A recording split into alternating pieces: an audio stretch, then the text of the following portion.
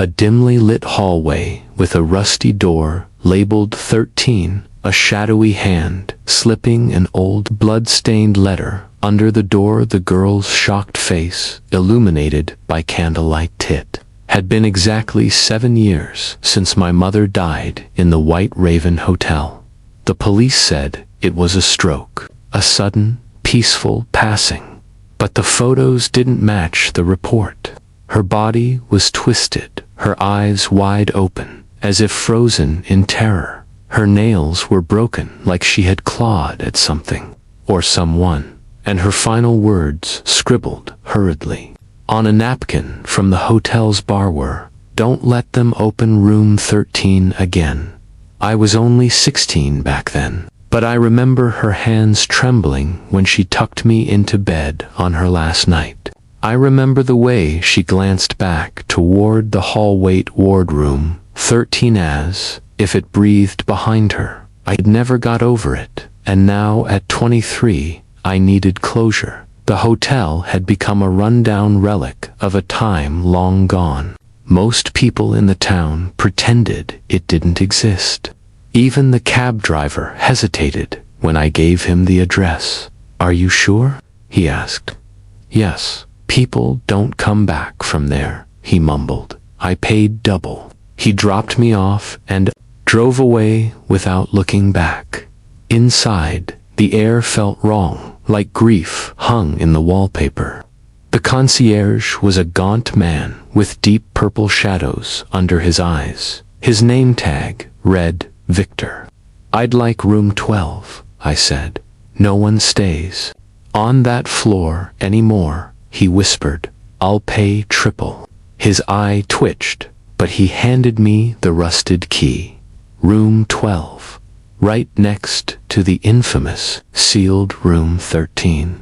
The hallway smelled lye, rot, and wet ash. The carpet was shredded in places. The wallpaper bubbled like it was holding its breath as I entered. Room 12. A gust of freezing wind blew through, though all windows were shut. I didn't flinch. I set my bag down and placed my mother's last letter, the one I found folded inside her old coat pocket, on the table. Suddenly, I heard something slide across the floor outside. I opened the door slowly. There was a letter. Under room 13's door, in the same handwriting as my mother's. I stared, my blood cold. Impossible. I picked it up. The ink was fresh, it said. They lied. I didn't die of a stroke. They fed me to it.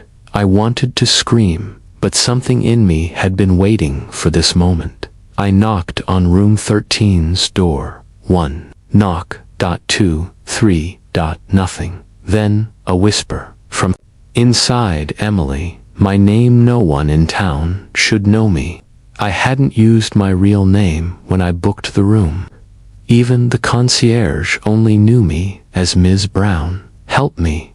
It was her voice. But how? I ran back into room 12 and grabbed my phone. No signal. The lights flickered. Then I heard it again, scratching. From the wall I shared with room 13. Fingernails, or something else. I pressed my ear against the wall. "Don't open the door," whispered a different voice. Male, hollow, sad. "She's not your mother anymore." I froze. What did that mean? I turned to find another letter, this time inside my room. It hadn't been there 5 seconds ago. This one read, "They kept her alive between worlds, trapped her, but now she's hungry. They're gone. She's all that remains." The room grew colder. My breath turned visible.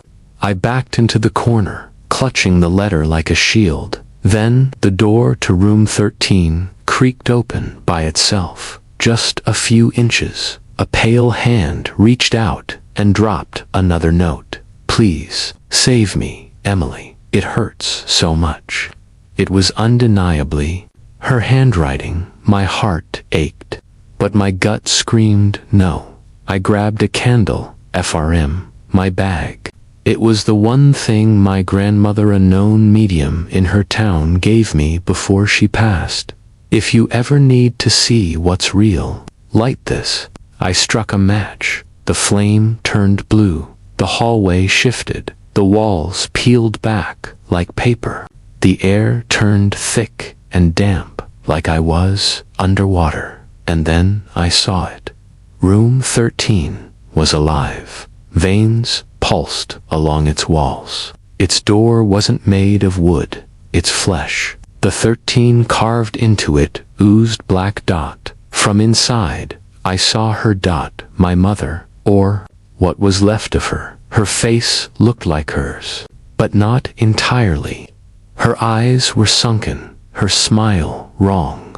Come in, sweetheart, she said sweetly. You were just a child, but now you can finish what I started. I want answers, I said, trembling. There was something in this hotel, something ancient. The owners fed people to it to keep it sleeping, but I tried to stop them, so they offered me instead. Her voice cracked, and now I'm trapped, half here, half not. Her fingers curled around the door, nails sharpened like claws. I need you to bring me fully back, Emily. How? I whispered. She smiled. Too wide, too sharp. You just need to die. I ran down the stairs, but the lobby was gone. Just walls, endless walls, shifting like a maze. The letters kept appearing, shoved under doors, whispering lies and truths. I couldn't tell anymore. Eventually, I found Victor again, the concierge. You opened the door, he said bitterly.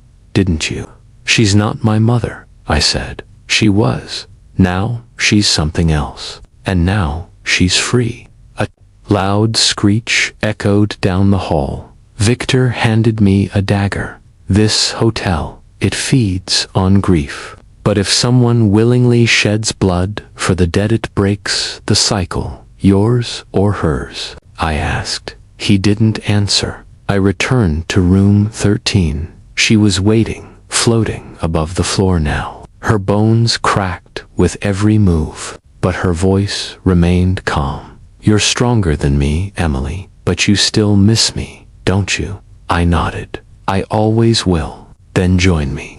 I stepped forward, holding the dagger. She grinned, but then I plunged it into my own shoulder, not hers. Blood spilled onto the floor, and I screamed, take my pain, but let her go. The walls trembled. A great roar echoed, and then silence.